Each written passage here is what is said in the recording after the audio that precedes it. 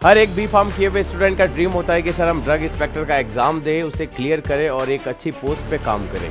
क्योंकि drug inspector सभी का ड्रीम है, सपना है और उसे पूरा होना बहुत ही ज़रूरी होता है। क्योंकि हर कोई चाहता है कि सर जब हमने इतनी पढ़ाई की, इतनी मेहनत की, तो हमारा ड्रग इंस्पेक्टर का ड्रीम पूरा होना चाहिए। तो कब आएगी वैकेंसी, कितने पोस्ट पे आने वाली है, क्या क्वालिफिकेशन रहेगी, क्या हम एलिजिबल है या नहीं, कितना एक्सपीरियंस रिक्वायर्ड है, किस तरीके से पढ़ना पड़ेगा, कौन कौन से सब्जेक्ट्स होंगे, एग्जाम का पैटर्न क्या होगा, क्या टेक्निकल नॉन टेक्निकल दोनों आएंगे या सिर्फ हमारा फार्मेसी के रिगार्डिंग पूछा जाएगा, उन सभी का आंसर मिलेगा आपको इस वीडियो के अंदर। हेलो एवरीवन, मैं प्रवीण एक बार फिर आपका स्वागत करता हूं सुदर्शन फार्मेसी के एक बेहतरीन चैनल पे, जहां पे आपको फार्मेसी की रिगार्डिंग छोटी से बड़ी न्यूज अपडेट मिलती रहती है। उसके अलावा वैकेंसी अपडेट, स्टडी मटेरियल, कौन सी वैकेंसी कहां पे आई है, कितनी पोस्ट है, सारी की सारी इंफॉर्मेशन आपको इस प्लेटफॉर्म पे बहुत जल्द मिल जाती है। अगर हम आज की बात करें तो सर हम ड्रग इंस्पेक्टर के बारे में बात करना चाहते हैं कि सर उसकी वैकेंसी कब आएगी, कितने पोस्ट पे आने वाली है, क्या किस तरीके से हमें तैयारी करनी है, हम एलिजिबल है या नहीं, उन सभी के बारे में अच्छी तरीके से बात करेंगे। क्योंकि जो फ्रेशर कैंडिडेट है उनके एक तरीके से ड्रीम होता है कि सर हमें अगर बी फार्मेसी कंप्लीट किया है तो हमें ड्रग इंस्पेक्टर बनना जरूरी है या फिर हमें ड्रग इंस्पेक्टर बनना है, ये उनका सपना होता है। और उसी ड्रीम की अगर बात करें तो बहुत सारे स्टूडेंट को ये नहीं पता होता है कि हम एलिजिबल है या नहीं, क्या रिक्वायरमेंट है एक ड्रग इंस्पेक्टर बनने के लिए, कौन सी पढ़ाई करनी पड़ेगी या फिर किस तरीके से सर क्वालिफिकेशन हमें चाहिए होगा, एक्सपीरियंस रिक्वायर्ड है या नहीं, वो सारी की सारी बात करेंगे हम इस वीडियो के अंदर। अगर सबसे पहले मैं यहां पे बात करूं कि सर कोई भी स्टूडेंट हमारे यहाँ पे नया जुड़ा हुआ है, मुझसे बात करना चाहता है रिगार्डिंग टू दिस सब्जेक्ट, कोई भी, चाहे ड्रग इंस्पेक्टर की वैकेंसी हो, चाहे कोई भी वैकेंसी के बारे में, तो मुझसे फ्रीली बात कर सकता है। ये मेरे व्हाट्सएप नंबर भी है और ये मेरे कॉलिंग नंबर भी, आप मुझे कॉल करके भी बात कर सकते हो। उसके अलावा आपको कोई भी अगर वैकेंसी का पीडीएफ चाहिए या कोई भी मतलब स्टडी मटेरियल का पीडीएफ चाहिए तो आप मुझसे इस टेलीग्राम चैनल पर ले सकते हैं, सुदर्शन फार्मेसी। इसको ज्वाइन करना पड़ेगा, वहाँ पर सारा का सारा स्टडी मटीरियल का पीडीएफ, कोई नई नोटिफिकेशन आई है तो उसका पीडीएफ भी वहाँ पर अपलोड करवा दिया जाएगा। उसके अलावा आप अगर सुदर्शन फार्मेसी के YouTube चैनल पे नए हैं तो आपको सब्सक्राइब करना जरूरी है, क्योंकि आपको यहाँ पे फार्मेसी की रिगार्डिंग हर कोई चीज मिल जाएगी।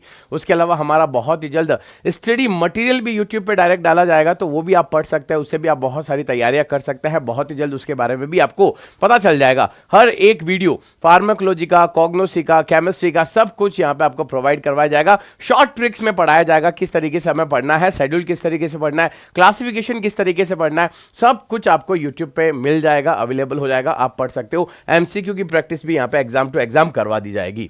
नेक्स्ट अगर हम यहां पे बात करें, सबसे पहले सर आगे जो वैकेंसी आने वाली है जो कि ड्रग इंस्पेक्टर की है, वो कौन किस तरीके से आएगी या कौन लेके आएगा, तो यहां पे याद रखना कि sir according to the CDSCO है ना, सीडीएससीओ हमारे पास एक तरीके की ऑर्गेनाइजेशन होती है, उसके हिसाब से टोटल कितनी सर 303, कितनी total post sir 303 drug inspector की पोस्ट अभी कैसी है सर, वैकेंट है और उससे फिल करना, उससे क्या करना पड़ेगा, फिल करना पड़ेगा। मतलब उसके हिसाब से बहुत ही जल्द आपको 303 पोस्ट मिल जाएगी ड्रग इंस्पेक्टर की, वो भी सेंट्रल लेवल पे भी मान सकते हो और स्टेट लेवल पे भी मान सकते हो। और ये चीज ध्यान रखना कि सर फ्यूचर में चाहे 2025 में उसका नोटिफिकेशन आए या 2026 में एग्जाम हो, पर होगा जरूर और इसी साल होगा, ये बात मान के चलिएगा। ड्रग इंस्पेक्टर की वैकेंसी आने वाली है, वो भी बहुत शानदार पोस्ट आएगी और बहुत अच्छी तरीके से यहां पे क्या होगा सर, सिलेक्शन होगा। अगर हम यहां पे बात करें सर क्वालिफिकेशन क्या चाहिए होगी ताकि हम ड्रग इंस्पेक्टर के फॉर्म को क्या कर सके, फिल कर सके या हम उसके लिए एलिजिबल हो, तो ध्यान रखना 10+2 आपका होना चाहिए और 12th आपकी साइंस से होनी चाहिए, तभी कहीं जाके आप ड्रग इंस्पेक्टर का फॉर्म फिल कर सकते हैं। बी फॉर्म आपका कोई भी यूजीसी अप्रूव यूनिवर्सिटी से होना चाहिए, कॉलेज से भी हो सकता है, यूनिवर्सिटी से भी हो सकता है, लेकिन यूजीसी अप्रूव्ड होनी चाहिए। ठीक है, यूजीसी अप्रूव होना चाहिए, वो चाहे प्राइवेट हो चाहे गवर्नमेंट हो। बी फार्म आपको कंप्लीट हुआ होना चाहिए और आपका रजिस्ट्रेशन भी होना चाहिए आपके स्टेट फार्मेसी काउंसिल से। उसके अलावा पहले ये था कि सर एक्सपीरियंस रिक्वायर्ड था, कितने महीने का एक्सपीरियंस रिक्वायर्ड था सर, 18 मंथ का रिक्वायर्ड था, वो भी जो शेड्यूल सी कैटेगरी की ड्रग जहां पे बनती है, जहां पे शेड्यूल सी मतलब पेरेंटल प्रिपरेशन जहां पे बनती थी, उस इंडस्ट्री का 18 महीने का एक्सपीरियंस रिक्वायर्ड था। लेकिन बीच में 2015 या 16 के आसपास कुछ इश्यूज की वजह से गवर्नमेंट ने ये निकाल दिया कि अब हमें एक्सपीरियंस की रिक्वायरमेंट नहीं है, हमें एक्सपीरियंस नहीं चाहिए, कोई भी फ्रेशर कैंडिडेट भी क्या कर सकता है, आसानी से इस पोस्ट के लिए अप्लाई कर सकता है। अगर आपने बी फार्म कंप्लीट कर ली है तो उसके बाद आप क्या कर सकते हो, इसके लिए आसानी से अप्लाई कर सकते हो। लेकिन कभी कभी कुछ वैकेंसी में हमें देखने को मिल जाता है कि सर यहाँ पे तो एक्सपीरियंस रिक्वायर्ड है और कुछ ड्रग इंस्पेक्टर की वैकेंसी में एक्सपीरियंस रिक्वायर्ड नहीं होता है। तो एक्चुअल में एक्सपीरियंस चाहिए या नहीं चाहिए वो उस वैकेंसी पे डिपेंड करेगा। और मेरे हिसाब से ये है कि सर इस बार बी फार्म वाला भी अप्लाई कर सकता है। एक फ्रेशर कैंडिडेट जिसने अपनी पूरी बी फार्मेसी कंप्लीट कर ली, अपना रजिस्ट्रेशन करवा दिया है स्टेट फार्मेसी काउंसिल में, वो आराम से इस ड्रग इंस्पेक्टर की पोस्ट के लिए सिलेक्शन ले सकता है या फिर उसको फॉर्म को फिल कर सकता है, वहां पे वो एलिजिबल होगा। उसके अलावा अगर हम सब्जेक्ट की बात करें सर कौन कौन से सब्जेक्ट हमें पढ़ने पड़ेंगे, तो याद रखना hospital clinical pharmacy, pharmacognosy, pharmacology, analysis, medicinal chemistry, उसके अलावा फार्मास्यूटिक्स, ह्यूमन एनाटॉमी, फिजियोलॉजी और हमारे पास फार्मास्यूटिकल केमिस्ट्री। ये तो हो गए सर हमारे कोर सब्जेक्ट, जो कि हम कहां पे पढ़ते हैं सर, हम बी फार्म के अंदर पढ़ते हैं, क्योंकि बी फार्म वाला ही यहां पे एलिजिबल है, डिप्लोमा वाला यहां पे इतना एलिजिबल नहीं होता है। ठीक है, तो यहां पे ये सब्जेक्ट तो हमें पढ़ने ही पढ़ने हैं। और according to the latest aspect हमें फॉरेंसिक फार्मेसी के बारे में भी नॉलेज चाहिए और मैन्युफैक्चरिंग फार्मेसी के बारे में भी हमें नॉलेज चाहिए होगा। उसके अलावा कुछ नॉलेज हमें रेगुलेटरी अफेयर्स के बारे में भी पढ़ना पड़ेगा, क्योंकि ये थोड़े से इंपॉर्टेंट है, बहुत ही ज्यादा इनमें से क्वेश्चन पूछा जाता है और यहां पे रिसेंट रिसर्च वर्क चल रहा है, तो इसलिए इसके क्वेश्चन आने के चांसेस ज्यादा रहते हैं। और थोड़ा सा हमें क्या करना पड़ेगा sir, deep study, deep knowledge लेना पड़ेगा, क्योंकि ये ड्रग इंस्पेक्टर की वैकेंसी, तो यहां पे क्वेश्चंस का लेवल बहुत ज्यादा हाई रहेगा और उसके हिसाब से हमें क्या करना पड़ेगा सर, तैयारी करना पड़ेगा। तो कोर सब्जेक्ट के अलावा हमें 3 से 4 सब्जेक्ट एक्स्ट्रा और पढ़ने पड़ेंगे। एज लिमिट क्या रहेगी सर, अगर आप ड्रग इंस्पेक्टर की पोस्ट के लिए फिल कर रहे हो तो मिनिमम एज 18 या 21 साल की हो सकती है, 18 या 21 हो सकता है, और लास्ट जो आपकी रहेगी वो 30 ईयर्स तक रहेगी। एक अच्छी पोस्ट जो कि 30 साल तक आप क्या कर सकते हो सर, फिल कर सकते हो, 30 ईयर्स तक आप क्या कर सकते हो, फिल कर सकते हो, और 21 या 18 साल से चालू हो जाएगा। उसके अलावा क्या सर फाइनल 30 ही है क्या, तो नहीं, एज रिलैक्सेशन आपको मिल जाएगा according to the category wise, मतलब SC ST या फिर OBC, उनको आराम से एज रिलैक्सेशन यहाँ पे मिल जाएगा, 2 साल का, 3 साल का, वो जब नोटिफिकेशन आएगा उसमें आराम से मेंशन होगा, तो हम वहां पे पढ़ के बता सकते हैं कि किसको कितना रिलैक्सेशन दिया गया है। अब बात करते हैं सर एग्जाम की, एग्जाम कैसे कंडक्ट होगा, तो याद रखना एग्जाम कंडक्ट करवाना है 2 ही चीजें, एक तो UPSC करवाता है, जो हमारे पास सेंट्रल है वो करवाएगी, या फिर स्टेट वाले करवाएंगे, है ना, तो या तो UPSC करवाएगा या फिर SPSC, ये दोनों हमारे पास क्या होती है सर, एग्जाम कंडक्ट करवाने वाली ऑर्गेनाइजेशन है। ये ड्रग इंस्पेक्टर की वैकेंसी के लिए क्या करती है, एग्जाम कंडक्ट करवाती है। और 2 फेज में एग्जाम होता है, पहले फेज में आपका होगा रिटन एग्जाम, और रिटन एग्जाम भी 2 तरीके से मान सकते हो, उसमें 2 चीजें आएगी। एक तो आएगा आपका टेक्निकल पार्ट, जो कि कितना होगा, 70% होगा, उसमें टोटल 100 क्वेश्चन आता है और हर क्वेश्चन 2 मार्क्स का, तो टाइम मिल जाएगा आपको 2 घंटे। क्लियर, तो यहां से आपका 200 नंबर का पेपर बन जाएगा, बहुत बढ़िया है ना, टेक्निकल पार्ट से पूरा फार्मेसी से रिलेटेड आएगा। दूसरा आएगा नॉन टेक पार्ट, वो आपका 30% पार्ट होता है, उसमें 50 क्वेश्चन आता है और हर क्वेश्चन 1 मार्क का होता है, टोटल टाइम आपको मिल जाएगा 1 घंटा। तो यहां पे आपके कितने हो जाएंगे सर, 50 मार्क्स हो जाएंगे, तो टोटल पेपर आपका कितने का हो जाएगा सर, 250 का हो जाएगा, जिसमें हमारे पास क्या होगा सर, टेक्निकल पार्ट से 200 नंबर का और नॉन टेक से आपके 50 नंबर का। कितना टाइम मिल रहा है वो भी मैंने आपको बता दिया, टोटल 3 घंटे का टाइम मिल जाएगा। 70% आपका टेक्निकल होगा और 30% आपका नॉन टेक पार्ट होगा, जिसमें आपकी जीके आ जाएगी, जनरल अवेयरनेस आ जाएगा, उसके अलावा कोई भी करंट अफेयर्स है, ये सारी चीजें यहाँ पे आ जाएगी, जनरल साइंस है, ये सब कुछ यहाँ पे इंक्लूड किया जाएगा। और ये भी इस बार बहुत ही ज्यादा तगड़ा रहने वाला है, क्योंकि यहाँ पे टेक्निकल के साथ नॉन टेक का तो पार्ट बहुत ही अलग ही लेवल का रहता है, और ज्यादातर स्टूडेंट्स को दिक्कत नॉन टेक में बहुत आती है। सेकेंड फेज, जैसे आप फर्स्ट फेज क्लियर करेंगे, सेकंड फेज में आपका होगा इंटरव्यू। वहां पे आपको थोड़ा सा पूछा जाएगा, अपनी मतलब खुद के बारे में इंट्रोडक्शन दीजिए, या फिर आपको कुछ सिचुएशन दे देंगे, या फिर आपको कोई केस स्टडी वाइज क्वेश्चन पूछ लिया जाएगा, या फिर आपके सब्जेक्ट के वाइज कोई ना कोई क्वेश्चन पूछ लिया जाएगा। तो इंटरव्यू आपको क्लियर करना जरूरी है। जब इंटरव्यू क्लियर हो जाएगा तब कहीं जाके आपकी फाइनल लिस्ट आ जाती है, जिससे पता चल जाता है कि आपका ड्रग इंस्पेक्टर में सिलेक्शन हुआ है या नहीं हुआ है। अगला यहां पे अगर हम सैलरी की बात करें सर, इतना सब कुछ करने के बाद हमें सैलरी कितनी मिलेगी, तो याद रखना 47,000 से 2 लाख के आसपास आपको क्या मिल जाएगी, सैलरी मिल जाएगी, क्योंकि ये पोस्ट बहुत अच्छी है।